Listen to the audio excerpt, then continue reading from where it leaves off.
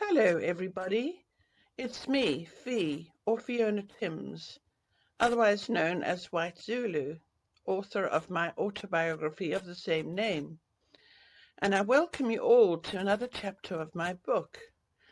I do hope you're all enjoying my life story, and I must thank all of you for being such dedicated subscribers, especially those who have written such complimentary comments below my videos. They are much appreciated. I would like to point out that the previous South African flag hanging on the wall behind me is not a political statement. It is simply a piece of history in the background of my first 50 years of my life, being born and growing up in my beloved mother country, South Africa. My autobiography, White Zulu, is not a political commentary, and frankly describes my experiences of growing up with the Zulu tribe as my family. That flag is simply a piece of cloth signifying the history of South Africa. It was originally used by the Union of South Africa from 1928 to 1961, and later the Republic of South Africa until 1994. After a gloriously refreshing swim, Fred and I changed into shorts, tops and flip-flops and wandered along the rather ugly but serviceable concrete strips which guided us towards the main building, a double-story square concrete block built on a rocky outcrop overlooking the azure sea. There were about 25 guests in all of us white, mostly South Africans, with a few English and Portuguese people as well. A lot were young honeymooners like ourselves, and we both received a warm welcome and were invited to join them at the bar to sip at some ice-cold lagers as we gazed at the glorious turquoise blue sea below us. We could see Bazaruto Island in the distance. The gong rang for lunch, and eagerly Fred and I found a seat at a big table, sharing with two other young South African couples. There was a basket of coarse bread on the table and a bottle of green olive oil. No butter. I grabbed a chunk of the bread and bit into it hungrily. It was dry, tough, almost to the point of unchewable, and utterly tasteless. Try dipping it in the olive oil, suggested my neighbour, and I poured a small puddle of the oil into my side plate and dipped the bread in to try and soften it. It was horrible. The oil was rancid. I know, sighed the young guy sitting at my side as he saw my expression of disgust. The food here is terrible to the point of being inedible. Your best bet is to catch as much in the way of fish and crayfish as you can and get the kitchen to cook it for you. They're quite good about that and live on what you catch.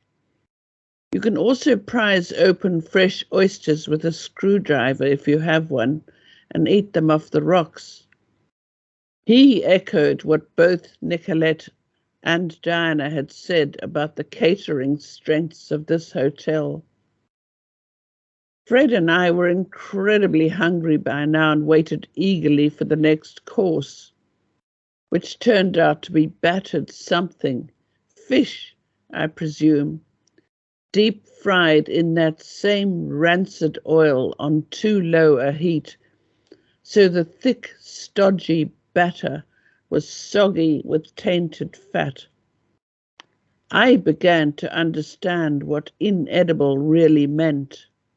There was no salad, nor any fruit or puddings, other than a deep-fried Portuguese battered fritter, which was indistinguishable from the main course only by the fact that it was heavily sugared. The whole meal had been disgusting, and we began to wish we'd thought of adding bully beef and tinned sardines to our luggage, except it would have been too heavy for that mosquito-sized plane to take off.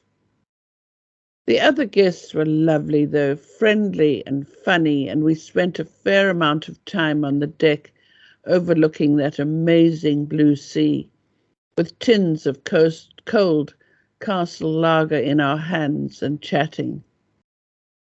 The first thing we need to do after rest is catch ourselves some fish, said Fred emphatically, otherwise we're going to starve.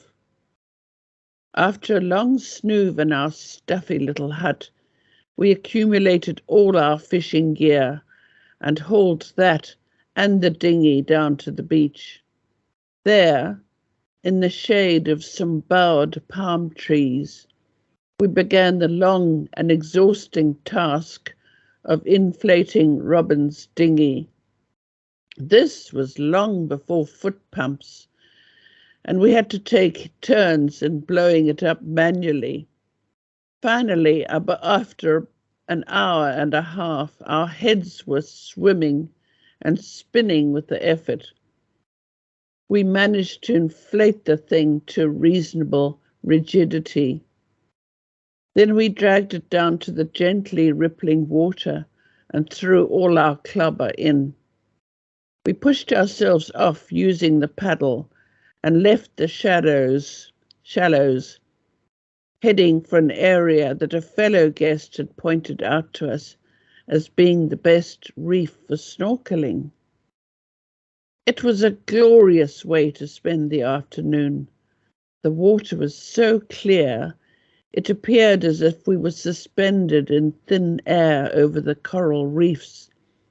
And after dropping anchor, we toppled backwards overboard, wearing our flippers and snorkels, with Fred holding the spear gun. The reefs were spectacularly beautiful. Every inch of surface was colonized by corals, both hard and soft, of every color of the rainbow. There were green brain corals, delicate antler corals, and those that looked like filigree umbrellas and fans. The soft corals were planted densely on the reefs and came in pinks, blues, green, scarlet, and every shade in between. Fish flitted like colourful birds, and among the reefs, and there were countless numbers of them in every shape, size, and colour. We saw huge parrotfish darting about, and their colours were breathtakingly beautiful. Again, there was every shade of emerald, yellow, blue, orange, and everything in between. And they were so bright. They all had the hard, telltale beaks that, apart from their bright colours, gave them their names. And they nibbled away at the hard coral, excreting fine, powdery white sand, which over aeons had formed the beaches. Clownfish with their sometimes yellow, maroon, or orange bodies with wavy white stripes, and bright blue butterfly fish floated serenely past, and there were blue dories and bright yellow tangs everywhere. In among the vivid corals we saw anemones waving their tentacles, usually with their attendant clownfish, to guard them in that quaintly symbiotic way they lived, whereby the venomous corals gave the fish protection in return for them cleaning and removing parasites.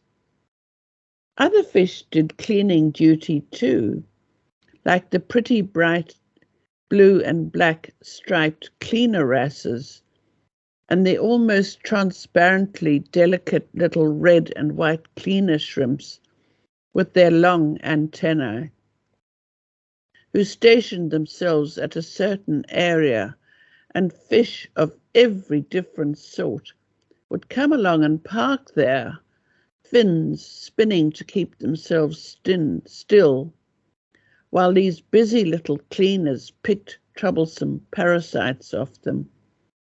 Another fine example of symbiotic behavior. How and when they all knew where to congregate remains a mystery to all marine experts to this very day. We saw puffer or toby fish bobbing about. I knew these from when I was very small and used to fish in the Neisner lagoon with Grandpa Southey, my mother's father. He had a cottage on Leisure Isle. We'd get some exciting fish tugging ferociously on our lines, and after quite a long fight, during which we children speculated that we probably had a huge stump-nosed blacktail grunter or similar delicious fish on our hooks, up would come something that resembled an ugly, spotty, slimy, limp burst balloon. A blarsop, called Grandpa, laughing, while we were trying to extricate the horrible thing from our hooks in order to throw it back, as they are poisonous. It would blow up to the size of a bowling ball, and its entire exterior would be covered by sharp, spiky prickles. We hated them, and later on, when we were slightly older and fished in the gullies at high tide, near the tidal swimming pool at Salt Rock, we caught them there too. This underwater paradise was almost too much to take in, and we drifted along slowly, breathing through our snorkels and looking left and right, pointing and gesticulating, when a particularly spectacular fish or coral caught Fred's or my eye. Below us, lurking half buried in the sand, were long wavy lines, some of them 1.5 feet long. These were giant clams, and we'd been warned about them. If you so much as lightly and accidentally touched one of those with your flipper, they snapped shut like a bear trap, catching you in a vice-like grip. The only way to escape was to unstrap your flipper, abandoning it, and swim to the surface. Several divers had been drowned by getting caught this way. Another danger lay in small nooks and crannies in the rocks. If you thrust your hand in there hoping to catch a crayfish, you'd find your hand and fingers painfully trapped in the teeth of a leopard, snake, or moray eel.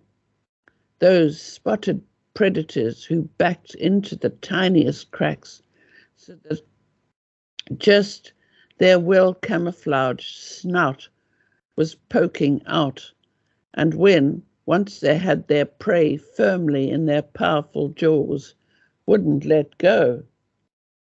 We'd been told to watch out for conger eels too. We also kept a sharp eye out for the dangerous fish, great barracuda, pick-handled barracuda, the notorious sawtooth barracuda, and yellow-striped barracudas. All of them had viciously sharp teeth and were every bit as fierce as sharks. The latter were plentiful too, and we had to keep our wits about us, as the big dark shapes we'd seen in the waters as we'd flown up the coast were now here in the same water with us. We had no protection whatsoever apart from the spear gun, which would probably have been more of a hindrance than an asset in a shark attack unless we hit the fish on the nose with the handle. These guns were for close-range hunting, and the spear was too short to use as a bayonet to fend off a predator. Possibly the one to be feared most was the bull or cub shark. The black-tip reef and nurse shark, as well as the white-tip reef shark, were dangerous. The South African coasts boast the most variety of sharks in the world, but fortunately, the most terrifying of them all, the great white shark, preferred the cooler waters off the Cape Coast, and the other two most feared, the Zambezi and ragged-toothed sharks, were more common in the murky seas off the Natal shores. Although there were plenty of sharks to be seen, most of them were small and very pretty in some cases. The quaintly named leopard and zebra shark, respectively, resembled the animals they'd been named after, and there was the peculiar-looking scalloped hammerhead and bonnethead sharks that looked like creatures from another galaxy, with their weird little eyes on either side of their deformed-looking heads. Stingrays were another danger to be avoided. Although spotted eagle rays flapped serenely overhead, the common stingray, the type which killed Steve Irwin, that iconic Aussie snake wrangler, which could grow to over 400 pounds, lurked on the sea bottom, usually half hidden by sand and just waiting to be trodden on. Then they could deliver a lethal electric shock strong enough to kill a full-grown man instantly. Fred had a few attempts at spearing large mottled potato bass that swam temptingly slowly by, but missed as the fish dodged the spear with deceptive ease and speed. Eventually he handed the gun to me, and I reloaded it and swam off after a beautiful big parrotfish. I fired at it, and to my amazement and slight horror, skewered the fish right through its head, just behind the gill. It thrashed about briefly, and then, after I'd brought it up to the surface and used the priest, which is a little club, to kill it, I had a good look at it. It must have weighed well over 7 pounds and was the biggest parrotfish I'd ever seen, even in the Durban aquarium. I was devastated that I'd killed such a magnificently colourful fish, but also rather pleased. At least we had a decent supper to look forward to now.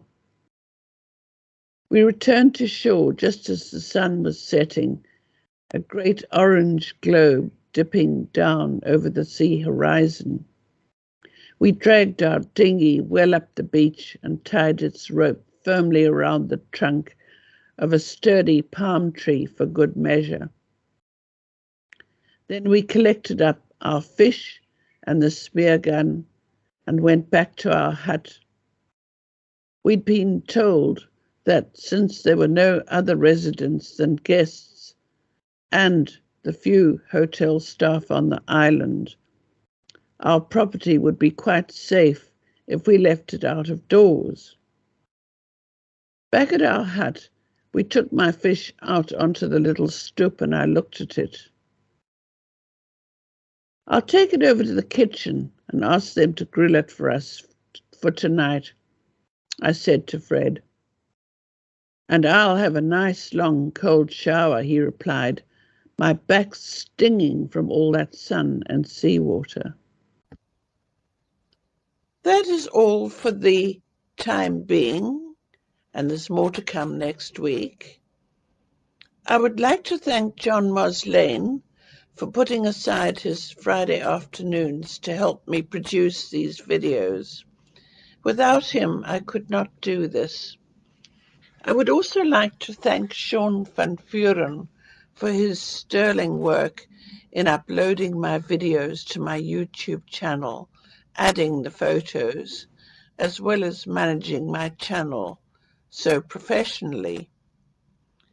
If you would like to know more about my other works, I have written 5 books in all, and each one is autobiographical. Please visit my website at www.whitezulubook.com, where you will find a lot more information as well as plenty of photographs. Thank you so much for listening. I hope you enjoyed my life story, and there is plenty more to come. A thumbnail photo will be attached each week, and thank you so much for all your support and all the very kind remarks you make in complimenting me on my work. I really appreciate it. Goodbye.